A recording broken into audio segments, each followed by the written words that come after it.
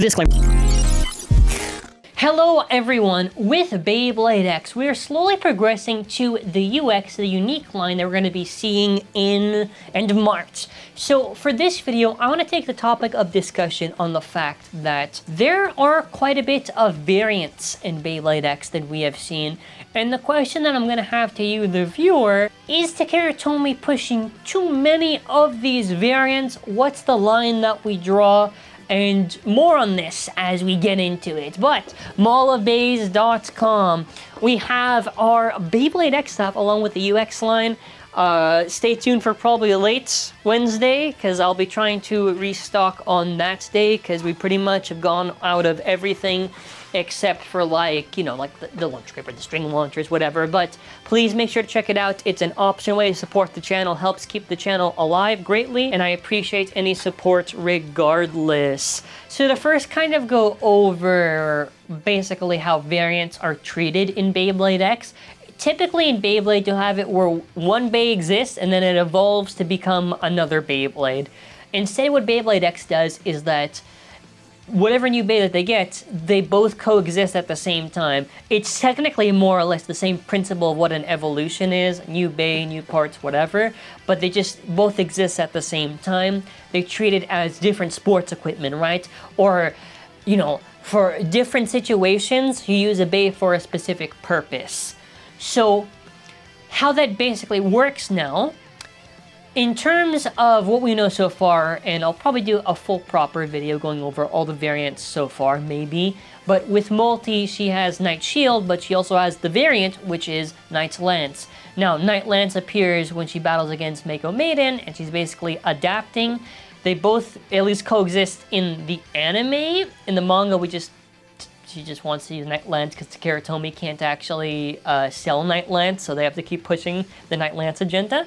In terms of the other Beys in Team Persona, we basically see that after Team Zuganic, when they have to go over the cutover test, Multi helps Bird create Hell's Chain, and as well for Common X, Drawn Dagger. Now, those Beys have their own specific purpose narratively in the story for what they can kind of do. Bird, it makes more sense, like in the manga, she's trying to help kind of like try to give a Bey that can try to be like adjusted to Bird. And I mean in Common X's case, which is kind of funny, Common X, I feel whenever he gets these variants, it's always kind of, does he really need it? Because Common X is already so strong, but you can argue that for like the purpose of the burn battle, Drawn Dagger makes a lot of sense because of how many times he can activate the extreme dash. So whatever, it can serve a specific purpose, I suppose. Even though Common X doesn't feel like it's that necessary if it gets all these variants, especially now with Drawn Buster. But you basically have it where, and we'll have to see how they write for Drawn Buster, Hell's Hammer, Wizard Rod, all that stuff. You have it where, for majority of the Beyblade X roster right now, which you will see an image appear right now, aside from remakes, alrighty, you have Drawn Sword, Drawn Dagger, Drawn Buster, Hell's Scythe, Hell's Chain, Hell's Hammer, Wizard Arrow, Wizard Rod, Knight Shield, Knight Lance, Phoenix Wing, Phoenix Feather, Sphinx Cowl, Unicorn Sting, Shark Edge, Viper Tail, Rhino Horn, Leon Claw, Cobalt Drake, and Wyvern Gale. So that is pretty much all your roster for currently as we are entering into UX. It's not counting your remakes, so no Dronzer for an example, but yeah, we are split like 10 and 10.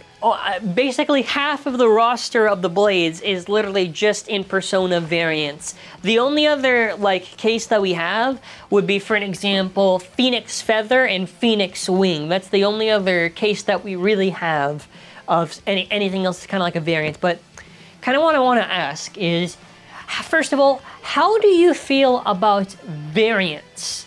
Now, my thing is this, I don't really care that much. They're taking a lot of notes from how they did Burst, where basically in the same season you'll see more than one of the protagonist's Bey, or even enemy of the Bey. But where I feel is that there should be a line drawn. Like, they already have 3. They have now Hell's Scythe, Hell's Chain, Hell's Hammer, Wizard, Wizard Rod, Knight Shield, Knight Lance. If they want to do another one on top of that, like another Knights for UX, then that'd be even more. But you know what I mean? Like Drawn Sword, Drawn Dagger, Drawn Buster. it feels like so much. And what I really want to see is more other teams, right? I want to see other teams, other floor bosses for them to battle, like for an example, or other people to help assist them, like Mako Maiden. She has Shark Edge. She helps assist them in training and all that stuff. You have the Cat Over with Wyvern Gale, that's a floor boss. You know, just, or you have the teams like Zuganic and Yggdrasil. It just should be interesting just to see maybe other stuff, not just variants per se, because, you know, eventually I want to see more variety in terms of just like the creature or whatever. And it's not like those bays aren't variety. They obviously have different shapes, different performance, different purpose and use. But for me, I gotta draw a line somewhere. So I'm saying like a max 2, but clearly broke that. So a max of 3. I don't never want them to go beyond 3 for the rest of this season. In terms of any other bays that I'll say they could do variants if they want to, Leon Claw, Phoenix Wing, Cobalt Drake. Any team leader, I think fine, you give them a variant. Otherwise, I just don't want the whole thing to be clogged with a Rhino, Viper, Leon. You know, I want to see other stuff. Like even if you look at Metal Fight, like Metal Fight has Pisces, El Scorpio, El Drago, Bull, Wolf, Cancer, Gemios, Pisces, Capricorn, you know. There's quite a bit. And even comparing, even Burst is a lot larger. I really want to see what are they going to do? And what are you okay? How many variants are you okay with them doing? What variants you'd be fine with seeing for a specific release? And what type of new motifs do you want to see kind of going forward? Because obviously, we have so many months until the first season is over. So these are just my thoughts on it right now. I feel it's a little bit too much with the Persona side.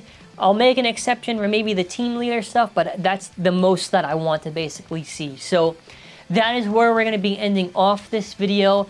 I hope you enjoyed the discussion. It was pretty fun to actually talk about, just because it's been really, you know, clogging my head just trying to think, man, you know, damn, how many are there actually? And that'll be it for now. So I want to say take care and bye. Hey everyone, hope you enjoyed the video, and make sure to let me know your thoughts in the comments. As far as other X content for any UX stuff, once we get a better, clear idea of the visuals, I definitely want to talk about the prongs and the stickers and my thoughts on that with the UX stuff. You will see a part breakdown this week once we get all that info, and most likely the manga chapter review also this week. All depends on how much info we get and what content I can actually do with it, but make sure to also let me know in the comments which out of the main 3 are you the most excited for, and also what are your final predictions before the manga chapter comes out for the story. I'm very curious to see whether or not I got it right or wrong, but that'll be it for now, so I want to say take care and bye!